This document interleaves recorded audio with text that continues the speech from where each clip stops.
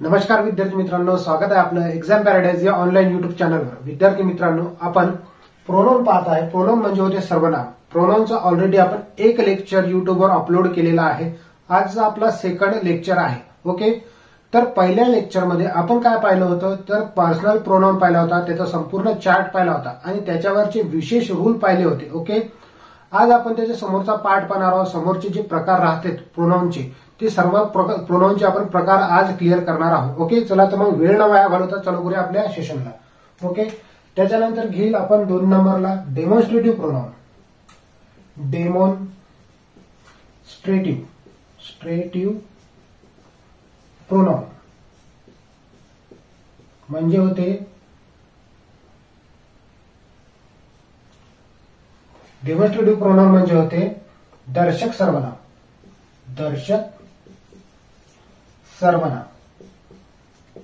आता लक्ष द्या, दर्शक सर्वनाम सुद्धा आहे, दर्शक विशेषण सुद्धा आहे। ओके, जे मी दर्शक सर्वनाम लिहून देणार तुम्हाला तेच दर्शक विशेषणाचंही काम करतील।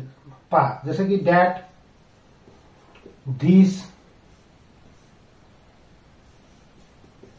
दोज, दीज, सच आणि योंडर। योंडर म्हणजे होते च्या पलीकडे। ओके, योंडर म्हणजे होते च्या पलीकडे। ओके, मग हे 6 जे आहे, 6 प्रोनाउन तुम्हाला इथे दिलेले आहे। तर हे 6ही प्रोनाउन विशेषणाचं सुद्धा काम करतात आणि प्रोनाउनचं सुद्धा काम करत असतात, म्हणजे हे दोन्ही काम करत असतात। तर लक्ष द्या, कधी ते विशेषण आहे आणि कधी ते प्रोनाउनचं काम करतात, म्हणजे तुम्हाला ओळखता आलं पाहिजे, हे अतिशय महत्वाचं आहे। तर त्याची ट्रिक मी तुम्हाला सांगणार आहोत। दोन्ही गोष्टीला आपण रिलेट करून पाहणार आहोत। आपल्या नियमानुसार मी ज्या पद्धतीने शिकवतो त्याची पद्धत काय, तर मी 2 टॉपिक असो, 2 नियम असो, त्याला आपण रिलेट करून पाहत असतो। अशा पद्धतीने आपण पाहत असतो। त्याच्यामुळे काय होते, तर तुमची संकल्पना जी आहे, जे बी कन्सेप्ट आहे, ते टोटल कन्सेप्ट तुमच्या क्लिअर होत जातात आणि तुम्हाला कोणत्याही प्रकारचं तिथं कन्फ्युजन राहत नाही। ओके, तशाच पद्धतीने आपल्याला पाहायचं आहे।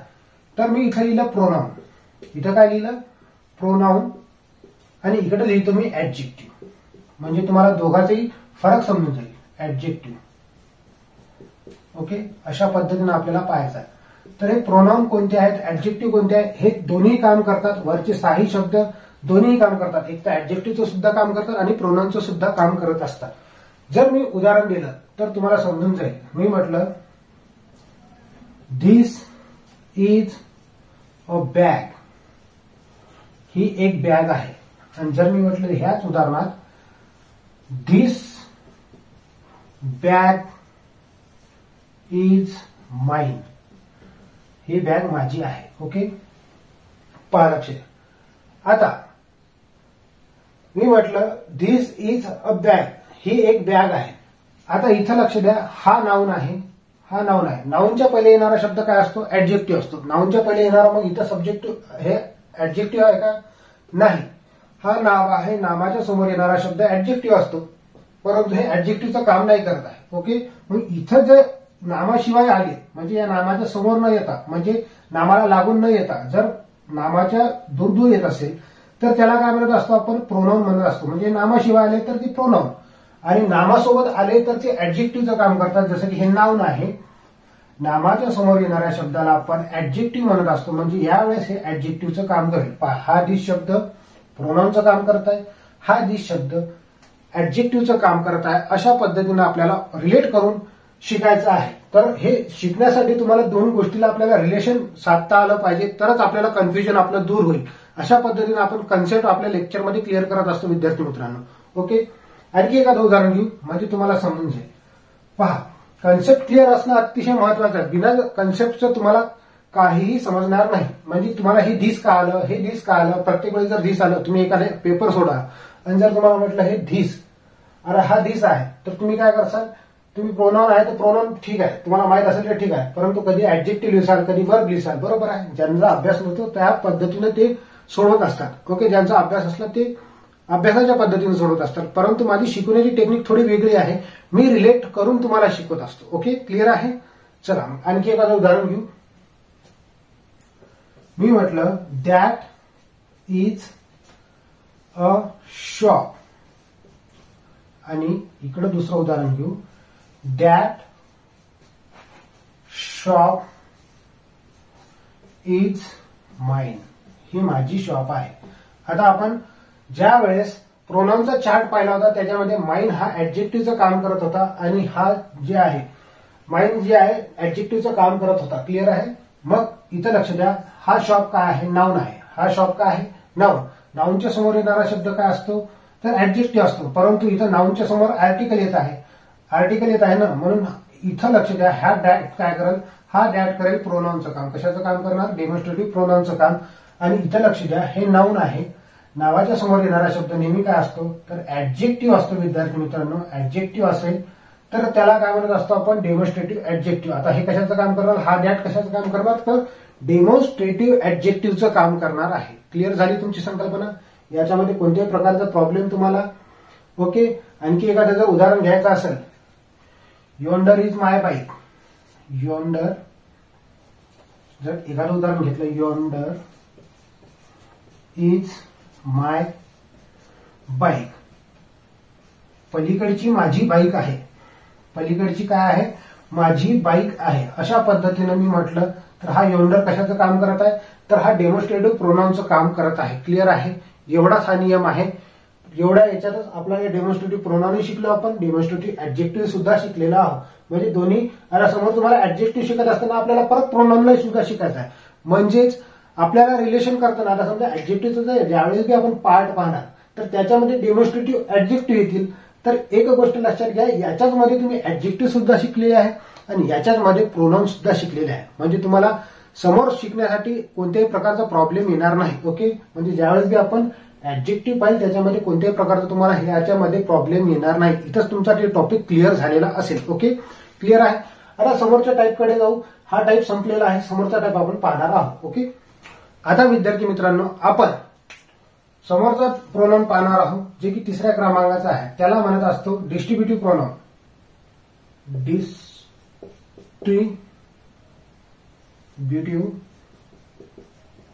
प्रोनाउन.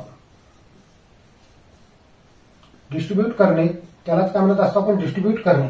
तर डिस्ट्रीब्यूट म्हणजे काय? विभाजक सर्वनाम. याला काय म्हणतो आपण मराठीमध्ये? विभाजक सर्वनाम. डिस्ट्रीब्युटिव्ह प्रोनाउनला आपण काय म्हणत असतो? तर विभाजक सर्वनाम म्हणत असतो. आता डिस्ट्रीब्युटिव्ह प्रोनाउन आहेत किती प्रकारचे? तर आहेत ते 3 प्रकारचे. ईच म्हणजे होते प्रत्येक, इधर किंवा आयदर म्हणतात त्याला काही जण. आयदर तर दोन्हीपैकी एक. यांचे अर्थ समजणं आवश्यक आहे. दोन्ही पैकी एक. आणि निदर किंवा त्याला नायदर सुद्धा म्हणतात. निदर किंवा नायदर. तर दोन्हीपैकी एकही नाही. दोन्ही पैकी एकही नाही. ओके. आता लक्ष द्या, आता याचा एकच रूल आहे. याच्यासोबत जर ऑफ द आलं, याच्यासोबत जर जोडून ऑफ द आलं आणि समोरचं नाव अनेक वचनी असेल, याच्यासोबत जर ऑफ द आला आणि समोरचं नाव अनेक वचनी असेल तर येणारी वर्ब सिंग्युलर असायला पाहिजे की प्लुरल असायला पाहिजे? म्हणजे एकवचनी असायला पाहिजे की अनेक वचनी असायला पाहिजे? याच्यामध्ये संभ्रम निर्माण होऊ शकतो. तर त्याचा नियम मी तुम्हाला तिथं क्लिअर करून देणार आहोत. ओके. हे 3 सर्वनाम आहेत. जसं की ईच घेतलं, ईच, इदर आणि निदर. तर लक्ष द्या, हे मर्यादित संख्येसोबत वापरत असतो आपण. ओके. तर हे जे इदर आहे आणि निदर आहे तर ते 2 घटकासाठी आपण वापरत असतो. इदर आणि निदर कशासाठी वापरतो? तर 2 घटकासाठी आपण तिथं वापरत असतो. ओके. क्लिअर आहे इथपर्यंत? तर इथं लिहून घ्यायचं, हे 2 घटकासाठी वापरतो. 2 घटकांसाठी वापरतात. परंतु आता समजा 2 घटक आहे, मग इधर 2 पेक्षा जास्त घटक असतील तर काय वापरणार? मग इधर ऐवजी काय वापरायचा? इधर ऐवजी 2 पेक्षा जास्त घटक असतील तर इथं काय करायचं? असतात. पण 2 पेक्षा जास्त घटक असतील, जास्त घटक असतील तर इधर ऐवजी एनी वापरायचा, आणि निदर ऐवजी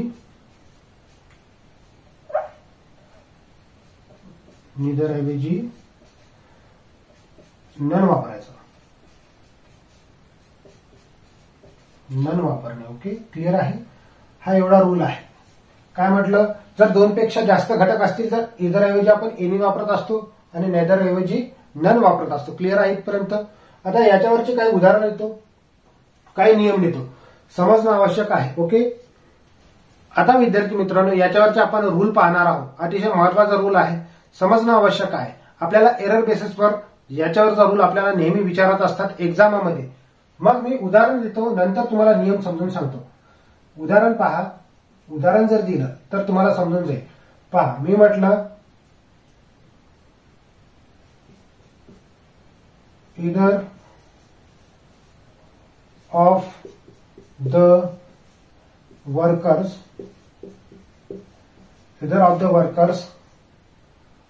are present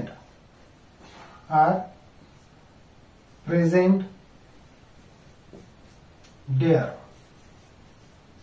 Either of the workers are present there. आता लक्ष द्या, वाक्याची सुरुवात इधर ऑफ द न झालेली आहे. कशाने? वाक्याची सुरुवात इधर ऑफ द न झालेली आहे. मग इधर ऑफ द नंतर येणार आहे जे नाउन आहे, हा नाउन अनेक वचनी आहे. नाउन कसा आहे?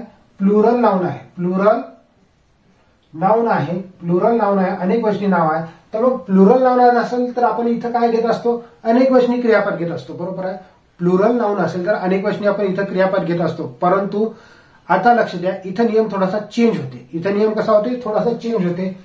तर इथं जरी नाव अनेक वचनी असेल तर येणारी क्रियापद आपल्याला कशी पाहिजे? एक वचनी पाहिजे. म्हणजे इथे येणारी वर्ब कशी पाहिजे? आपल्याला एक वचनी पाहिजे. म्हणजे एरर या पार्टमध्ये बनेल. पहा, लक्ष द्या, इधर ऑफ द वर्कर्स म्हणजे तेवढ्या वर्कर्स पैकी आर प्रेझेंट देअर म्हणजे तिथं प्रेझेंट आहेत. ओके, अशा पद्धतीचं वाक्य आहे. आता समजून घ्या, either of the workers are present there. आता either of, neither of, each of the अशा पद्धतीचे वाक्य आहे. तर येणारं वाक्य आपल्याला जे नाउन असेल, इथं नाउन अनेक वचनी जरी असला तर इथं येणारा वर्ब कसं पाहिजे? आपल्याला सिंग्युलर वर्ब पाहिजेच असते. मग हे वाक्य कशा पद्धतीने बरोबर होईल? तर either of the workers is present there. समजला नियम काय आहे? थोडंसं आपल्याला घुमवतात म्हणून आपल्याला समजणं आवश्यक आहे. आपल्याला वाटते हे अनेक वचनी सब्जेक्ट आहे तर येणारा क्रियापद सुद्धा आपल्याला अनेक वचनीच वाटते. परंतु इधर ऑफ द आलं तर इथं येणारे क्रियापद आपण याच्यानुसार घेत असतो, ना की याच्यानुसार. ओके, क्लिअर आहे? समजलं? तर इथं येणारे क्रियापद आपल्याला एक वचनी पाहिजे. इथलं नाव जरी अनेक वचनी असलं तरी इथं येणारी वर्ब कशी पाहिजे? एक वचनी पाहिजे. मग आता तुम्हाला रूल लिहून देतो म्हणजे तुम्हाला आणखी क्लिअर होऊन जाईल. मग ईच आहे, ईच, इधर आणि निदर.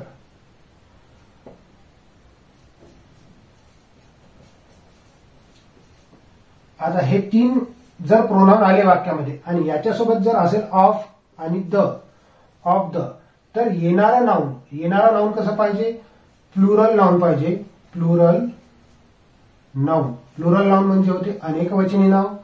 आणि येणारी वर्ब कशा पद्धतीनं पाहिजे? तर सिंग्युलर वर्ब पाहिजे. Singular verb. ओके, मग ते काय करतील? आयोगावाले काय करतात? लक्ष द्या, एक तर इथलं नाव हे यस काढून एक वचनीच नाव ठेवतील, इथली क्रियापद सिंग्युलरच ठेवतील. ओके, म्हणजे आपल्याला समजणं आवश्यक आहे येणारं नाव आपल्याला अनेक वचनी सुद्धा घ्यावं लागते. म्हणजे इथं जरी लक्ष द्यावं लागते तुम्हाला, इथं बी लक्ष द्यावं लागेल. ओके, क्लिअर आहे? आता इच, आयदर आणि नेदर सोबत आलं ऑफ द. ओके, कोणतेही आता समजा इंडेफिनिट प्रोनाउन सुद्धा घेतले जसे की समवन, समबडी, एनीवन, एनीबडी अशा पद्धतीचे आता इंडेफिनिट प्रोनाउन सुद्धा पाहणार आहोत. त्यालाही हाच रूल लागू होते. त्याला सुद्धा हाच रूल लागू होते, लक्षात घ्या. मग याला आणखी शॉर्टकट पद्धतीने जर बनायचं असेल तर डिस्ट्रीब्युटिव्ह प्रोनाउन. आता याच रूलला असं म्हणायचं डिस्ट्रीब्युटिव्ह डिस्ट्रीब्युटिव्ह प्रोनाउन आणि इंडेफिनेट प्रोनाउन. Indefinite pronoun. आता लक्ष द्या, हे दोन्ही प्रोनाउन आहेत. याच्यासोबत येणारा ऑफ द आलं. इथं जर आपण आलं ऑफ आणि द, ऑफ द आलं. डिस्ट्रीब्युटिव्ह प्रोनाउन आणि इंडेफिनेट प्रोनाउन. इंडेफिनेट प्रोनाउन आपण आता समोर पाहणार आहोत. लक्षात घ्या, हे रूल आता जिथं तुम्हाला शिकवत आहे रिलेट करून कशा पद्धतीने शिकवत आहे, तर हे दोन्ही नियम आपल्याला इथंच क्लिअर करायचे आहे. डिस्ट्रीब्युटिव्ह प्रोनाउन सुद्धा आणि इंडेफिनेट प्रोनाउन आपण पाहणार आहोत. त्याचाही सुद्धा रूल आपण इथंच क्लिअर करणार आहोत. म्हणजे पहा, लक्ष द्या कशा पद्धतीने शिकवत आहे. तर दोन इथं आपण प्रकार पाहणार आहोत प्रोनाउनचे. दोन प्रकाराचे एकच नियम बनवलेला आहे. दोन प्रकाराचा एकच नियम आपण बनवलेला आहे. आपण याला पुस्तकी भाषेनुसार शिकायचं नाही, आपल्याला एकदम शॉर्टकट पद्धतीमध्ये शिकायचं आहे. त्या पद्धतीनं मी माझ्या पद्धतीने तुम्हाला शिकवत आहे. ओके. मग इथं म्हटलं डिस्ट्रीब्युटिव्ह प्रोनाउन आणि इंडेफिनेट प्रोनाउन. इंडेफिनेट प्रोनाउन म्हणजे होते अनिश्चित सर्वनाम. ज्या नामाबद्दल आपल्याला सर्वनामाबद्दल विशेषची माहिती होत नाही, तर त्याला काय म्हणत असतो, इंडेफिनेट प्रोनाउन आपण म्हणत असतो. मग येणारा वर्ब, लक्ष द्या, हाच रूल खाली, परंतु दोघाला रिलेट करून आपण पाहत आहे. येणारा नाउन प्लुरल असेल. नाउन कसं असेल, प्लुरल नाउन. आणि वर्ब कशी असेल, सिंग्युलर वर्ब असेल. Singular verb. ओके, क्लिअर आहे. अशा पद्धतीने आपल्याला शिकायचं आहे. म्हणजे दोन्ही गोष्टीला आपण इथं क्लिअर केलेलं आहे. ओके, समजलं तुम्हाला डिस्ट्रीब्युटिव्ह प्रोनाउन.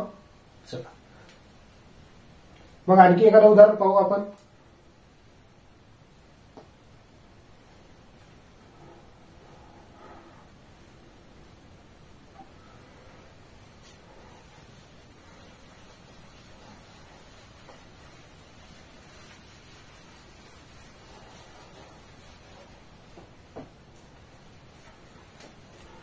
आणखी एक उदाहरण तुमच्यासाठी घेऊन येतो विद्यार्थी मित्रांनो. याच्यावर हा पहिला उदाहरण समजा. याच नियमावर दुसरा उदाहरण सुद्धा घेऊन येतो.